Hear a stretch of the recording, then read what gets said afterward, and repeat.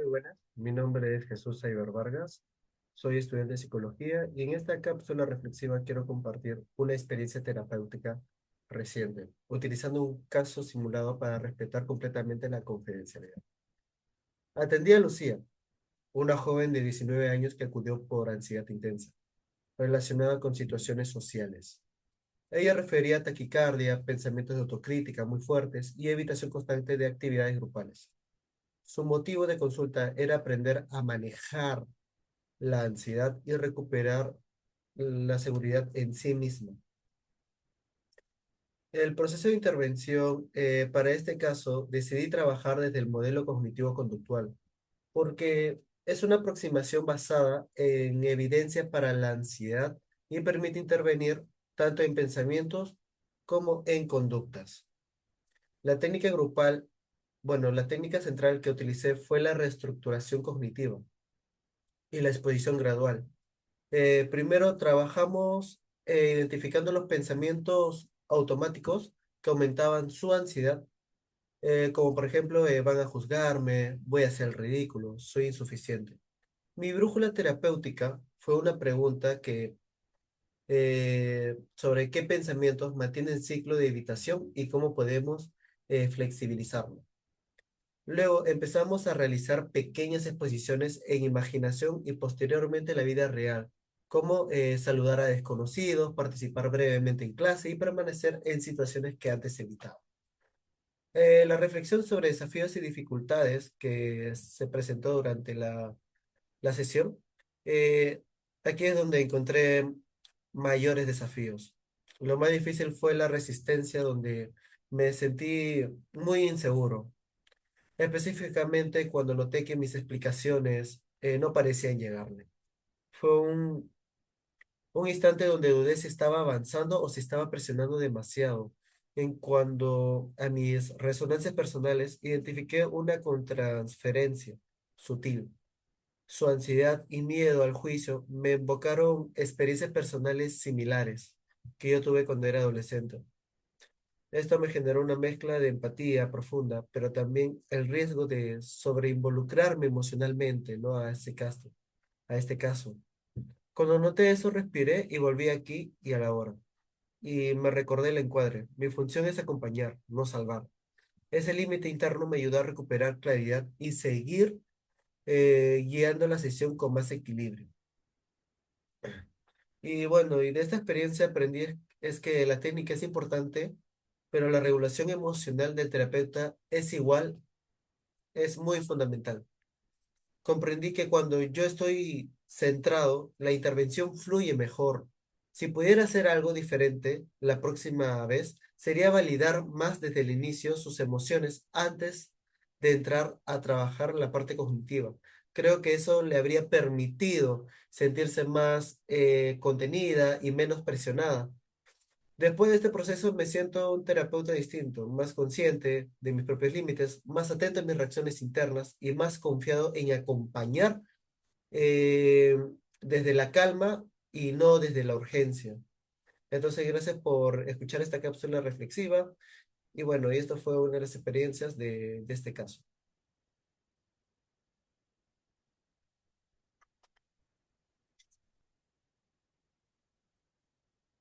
Un, dos, un, dos, un, dos, un, dos. Buenas noches.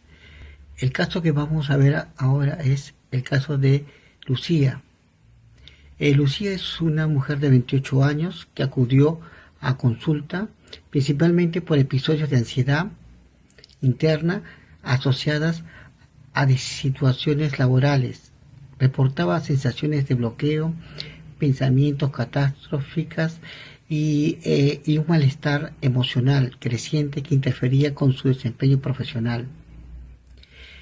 Eh, en el proceso de intervención podemos mencionar que se decidió trabajar con un enfoque cognitivo-conductual, ya que la paciente presentaba pensamientos automáticos muy rígidos y un patrón claro de evitación.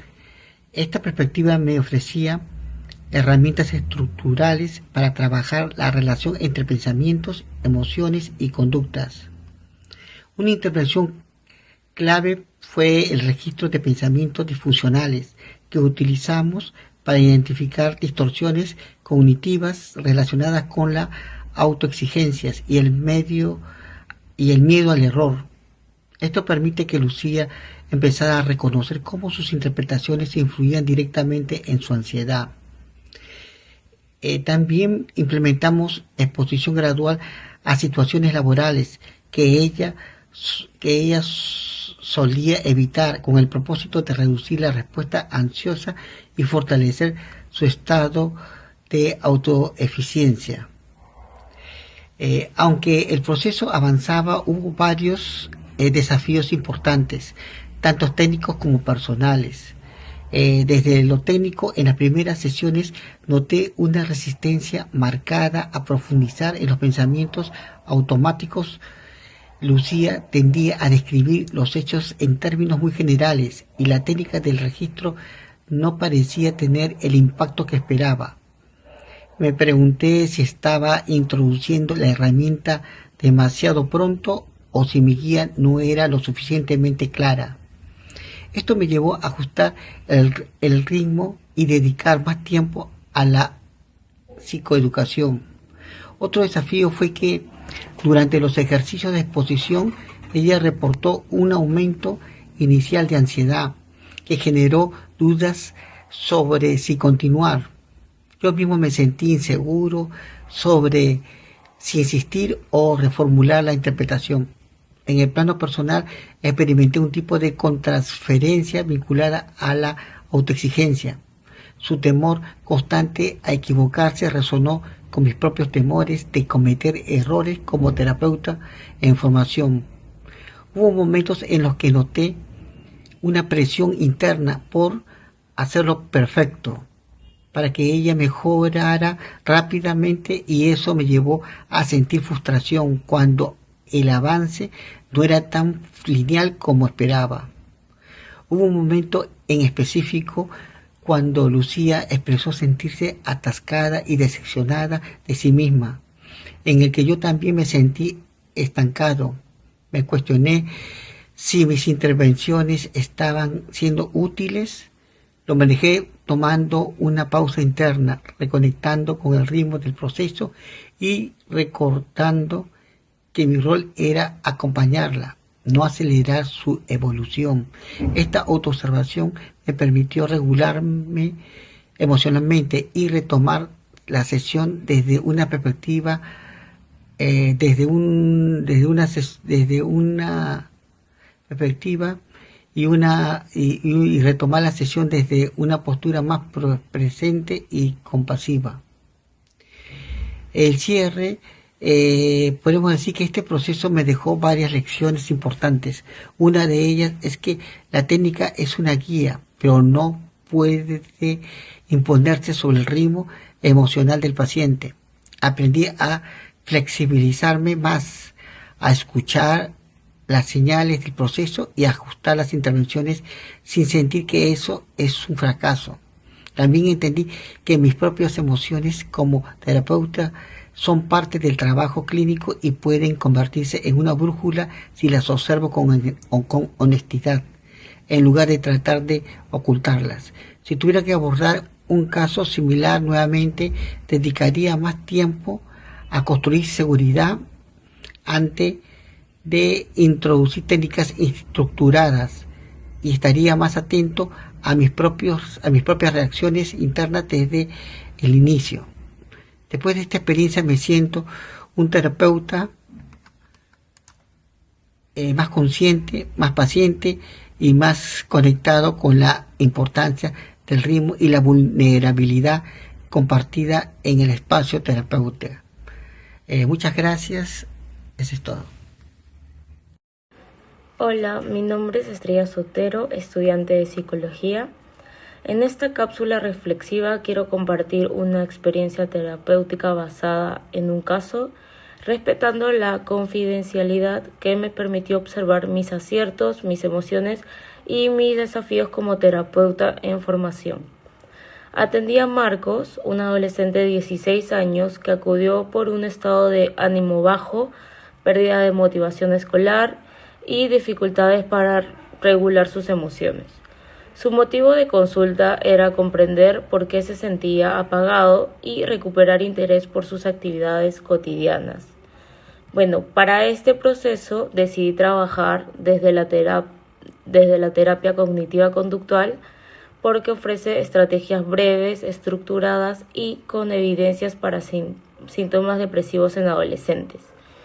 Mi brújula teórica fue identificar el ciclo pensamiento, emoción y conducta que estaba manteniendo su desmotivación. La técnica central que utilicé fue la activación conductual. Comenzamos registrando sus actividades diarias y su nivel de energía. Luego elaboramos juntos una lista de acciones pequeñas pero significativas como levantarse a una hora fija, caminar 10 minutos, completar una tarea escolar por día y retomar una actividad que disfrutaba como dibujar. También utilicé la técnica de monitoreo de pensamientos porque Marcos tenía ideas como no soy bueno, nada va a mejorar, no importa lo que haga. Trabajamos en flexibilizar estas creencias con preguntas socráticas suaves adaptadas a su edad. Bueno, aquí fue donde encontré mis mayores retos, que fue en desafíos técnicos. Hubo un momento en el que la activación conductual no estaba funcionando como yo esperaba. Él llegaba a sesión diciendo que no hizo nada durante la semana. Sentí que mis indicaciones no estaban conectando con su situación real. Me di cuenta de que estaba avanzando demasiado rápido. No había considerado que su nivel de energía inicial era extremadamente baja y que lo que para mí era una acción pequeña, para él era un esfuerzo enorme. En desafíos personales tenemos que a nivel emocional noté una resonancia fuerte. Su sensación de fracaso constante me provocó una mezcla de frustración y tristeza, como si yo estuviera fallando como terapeuta. Hubo una sesión en particular donde me sentí insegura. Él estaba callado mirando el suelo y yo tuve el impulso de llenar los silencios y resolver por él. Allí fue que comprendí que mi incomodidad venía de mi necesidad interna de que el proceso avance, más de lo que él realmente necesitaba. Respiré, me recordé el encuadre y simplemente acompañé su silencio. Ese gesto, quedarme presente, sin presionar, cambió la atmósfera de la cesación. Marcos empezó a hablar por iniciativa propia y compartió que se sentía agotado y con miedo a decepcionar a su familia. Ese fue un momento de claridad para mí. La intervención no siempre es técnica, a veces es sostener y contener. Y bueno, desde esta experiencia aprendí que la intervención terapéutica no es lineal y que el ritmo del paciente debe guiar el proceso más que mis expectativas. Si pudiera hacer algo diferente, sería explorar desde el inicio de sus niveles de energía, su rutina y su contexto emocional antes de formular actividades concretas. También validaría más sus esfuerzos, incluso si parecieran pequeños. Hoy me siento una terapeuta distinta, más paciente, más consciente de mis resonancias internas y más dispuesta a ajustar mis estrategias sin verlo como un error, sino como parte de la compañía clínica. Gracias por escuchar esta cápsula reflexiva. Hola, soy Marla Lainez Barrientos, estudiante de psicología. En esta cápsula reflexiva voy a compartir un caso poco común que atendí recientemente, manteniendo íntegramente su confidencialidad. Lo llamaremos Luis.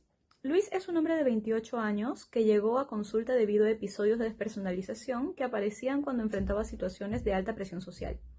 Su motivo de consulta era entender por qué en ciertos momentos sentía que observaba su vida desde afuera, como si su cuerpo actuara sin él. Este caso representó un desafío importante tanto a nivel técnico como emocional para mí. Ahora sí, hablamos del proceso de la intervención.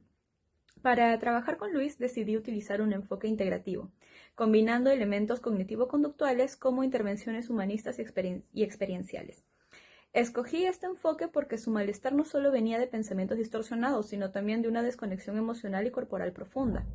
La intervención central fue una técnica conocida como anclaje sensorial guiado. Consistió en ayudarlo a conectar con sensaciones concretas del entorno, como la temperatura de sus manos, la presión de sus pies contra el suelo y la respiración diafragmática, para recuperar presencia corporal cuando comenzaba a experimentar la despersonalización.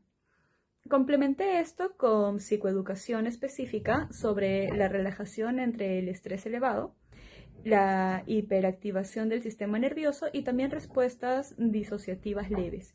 También trabajamos en explorar su historial emocional, especialmente porque estos episodios surgían en contextos donde sentía que debía mostrarse perfecto frente a los demás.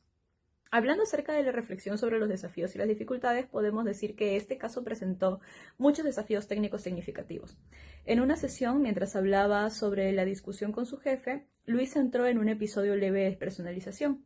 Su mirada se fijó en un punto y dijo: «Siento que estoy flotando de nuevo». Ese momento puso a prueba mi capacidad para mantener la calma, pues apliqué el anclaje sensorial, guiándolo hacia sus sensaciones físicas, pero lo más difícil fue decidir cuándo dar instrucciones y cuándo simplemente acompañarlo desde la presencia. Tuve que ajustar bastante mi comunicación a frases simples y pausadas, porque durante la disociación la información más compleja pierde eficacia. A nivel personal, también enfrenté desafíos importantes. Sentí ansiedad interna al verlo desconectarse de sí mismo. Una parte de mí sintió la urgencia de sacarlo rápido, y tuve que regular esa emoción para evitar caer en un rol de rescate. Hubo un momento que me impactó especialmente, cuando él dijo: «Me da miedo no volver». Esta frase despertó en mí temor e inseguridad, pero pude redirigir mi atención hacia lo que él necesitaba realmente: calma, regulación y un ambiente seguro. Reconocer estos movimientos internos fue crucial para no permitir que mi contratransferencia guiara la sesión. Hablando acerca del cierre y el aprendizaje, podría decir que este caso me dejó aprendizajes muy profundos. Comprendí que la despersonalización no se trabaja solo desde la cognición, se trabaja desde el cuerpo, desde la presencia y desde la construcción de seguridad interna. Aprendí que antes de buscar interpretar o modificar pensamientos, algunas personas necesitan primero volver a sentir su propio cuerpo. Si pudiera retomar este proceso, dedicaría más tiempo a crear un plan de intervención que Luis pudiera aplicar antes de que los episodios surgieran, no solo durante ellos. Hoy me reconozco también como una terapeuta distinta, más consciente de mis resonancias internas, más paciente con los procesos que avanzan en silencio y más segura en situaciones clínicas que se salen de lo habitual. Esta experiencia fortaleció mi sensibilidad, mi criterio y mi presencia terapéutica. Muchas gracias.